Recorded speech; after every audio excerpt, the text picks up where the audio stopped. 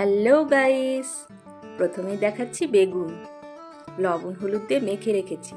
আর এখানে পেঁয়াজ রসুন আর নিলাম শুকনো লঙ্কা, এগুলোকে আগে ভেজে নিলাম। আজকে রান্না হচ্ছে সেদ্ধ ভাত, আলু সেদ্ধ, শিম সেদ্ধ, আজকে এগুলোই খাওয়া হবে।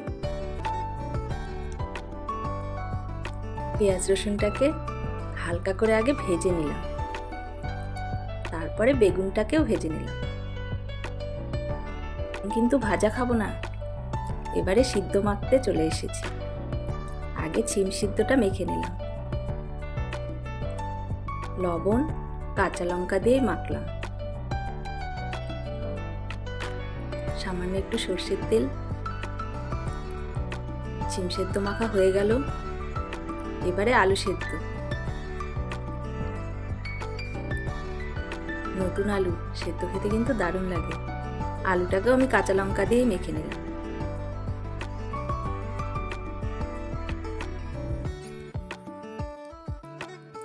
শেষে যে বেগুনটা মাখবো সেটাতে শুকনো লঙ্কা দেবো, তাই এগুলো কাঁচা লঙ্কা দিয়েই মাখলাম। এইবারে বেগুনটাকে মেখে নেব।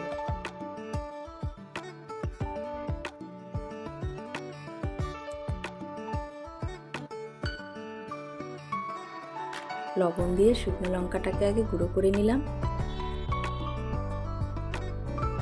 সামান্য সর্ষের তেল দেব, কারণ বেগুন ভাজা সর্ষের তেল আছে। পেঁয়াজ রসুনটা ভেজে রেখেছিলাম, রসুনগুলোকে একটু হাত দিয়ে টিপে নিলাম, তারপর বেগুনের সঙ্গে একসঙ্গে মেখে নিলাম।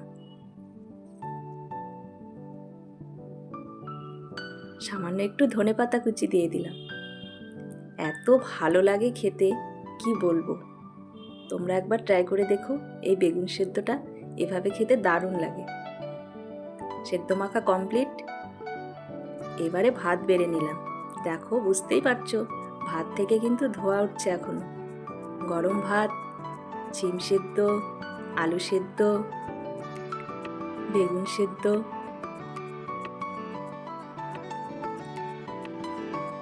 লবণ, সাথে ঘি আর কাঁচা লঙ্কা। এরকম খাবার তোমাদের কেমন লাগে অবশ্যই জানাবে। রাধে রাধে।